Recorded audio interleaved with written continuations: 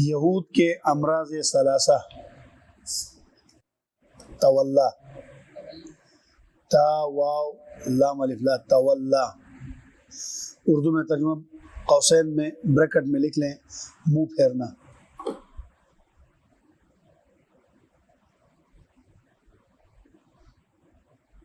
Number 2 حیلہ سازی، قوسین میں لکھ سکتے ہیں، قوسین یعنی بریکٹ، بریکٹ میں لکھ سکتے ہیں مکر و فریب۔ جی ہاں۔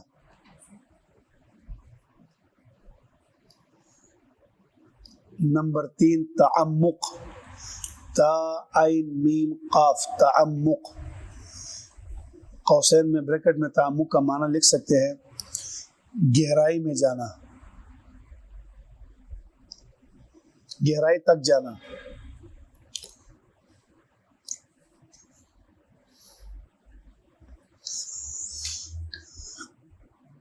لکھ لیا جی۔ دیکھیے گزشتہ رکوعات میں یہود کے اوپر اللہ جل شانہ کی یعنی بنی اسرائیلیوں کے اوپر جو نعمتیں ہوئی ان نعمتوں کا تذکرہ تھا، اور پھر ان کا فساد فی الارض، انہوں نے زمین میں جو جو فساد کیے ان فسادوں کا ذکر تھا، یعنی کتاب ملی تو کتاب کا انکار کرنا، اور ان کو سبزی اللہ کی طرف سے کھانا من و سلوہ ملا تو اس کی ناشکری کرنا، بارش رکی تو عیسی موسیٰ علیہ السلام کے ساتھ بدتمیزی کے ساتھ پیش آنا، ان کے فساد فی الارض اور اللہ کی نعمتوں کو بیان فرمایا تھا۔ اب یہ جو آیتیں آ رہی ہیں اس میں ایک قانون اور ضابطہ بیان کیا گیا ہے، اس کے بعد پھر اہل کتاب یعنی بنی اسرائیلیوں کے امراض کو، ان کی خرابیوں کو بیان کریں گے۔ گزشتہ آیات میں اللہ کی نعمتیں اور بنی اسرائیلیوں کا فساد فی الارض، زمین میں فساد کرنا، پھر اس کے بعد یہ ایک ضابطہ بیان کیا، اس ضابطے کے بعد پھر ان کی خرابیوں کو بیان کیا جائے گا۔ اب یہ ضابطہ کیوں بیان کیا جا رہا ہے؟ ان الذین آمنوا سے یہود چونکہ کہتے تھے کہ ہم انبیاء کی اولاد ہیں، ہم نبیوں کی اولاد ہیں،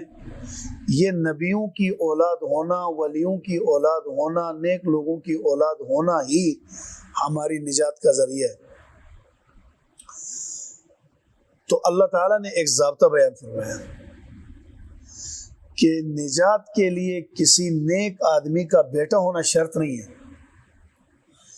نجات حاصل کرنے کے لیے نبی کے خاندان سے یا نبی کی اولاد میں سے ہونا ضروری نہیں ہے۔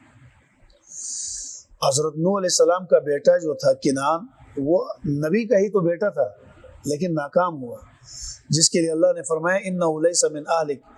یہ تیرے ماننے والوں میں سے، تیرے اہل میں سے، تیرے ساتھیوں میں سے اے نوح نہیں ہے۔ ابراہیم علیہ السلام کے والد صاحب اتنا قریبی رشتہ ہونے کے باوجود نجات والوں میں نہیں بن سکا کہ جی میں تو ابراہیم کا بیٹا ہوں، باپ ہوں، اور کنعان یہ کہہ کر کامیابی کا دعویٰ نہیں کر سکا کہ میں نوح کا بیٹا ہوں۔ کامیاب ہونے کے لیے نبیوں کی اولاد ہونا، ولیوں کی اولاد ہونا، علماء کی اولاد ہونا، یہ کامیاب ہونے کی دلیل نہیں ہے۔ کامیابی کے لیے اللہ نے ایک ضابطہ بنایا، اس ضابطے پہ جو بھی آ جائے، نبی کی اولاد اس ضابطے پر اترے، ولی کی اولاد اس ضابطے پر اترے، یہود اس ضابطے پر اترے، نصارہ اس ضابطے پر اترے، ایمان والے اس ضابطے پر اترے، صحابی اس ضابطے پر اترے، وہ ضابطے پر آ گئے تو وہ کامیاب ہے۔ وہ ضابطہ کیا ہے؟ وہ یہ ہے، اس آیت میں اس ضابطے کا بیان ہے جو انسان کی کامیابی کا دار و مدار جس کے اوپر ان بے شک الذین وہ لوگ جنہوں نے آمنو ایمان لایا، والذین اور وہ لوگ ہادو جو یہودی ہوئے، والنصارى اور نصرانی ہوئے، والصابئین اور صابی ہوئے،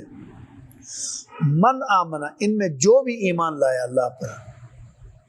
جو بھی ایمان لایا اللہ پر، والیوم الآخر اور قیامت کے دن پر، وعمل صالحا اور نیک کام کیے، عمل کیے صالحا نیک، فلہم ان کے لیے اجرہم ان کا اجر ہے، عند ربہم ان کے رب کے پاس، ولا خوف علیہم اور ان پر کوئی خوف نہیں ہوگا، ولا هم یحزنون، اور نہ ہی انہیں کسی چیز کا غم ہوگا، نہ وہ غمگین ہوں گے۔ اب یہاں دیکھیے اللہ سے اجر پانے کے لیے ایمان اور عمل صالح کو اللہ نے مدار بنایا کہ پہلے ایمان لانا پھر اچھے کام کرنا۔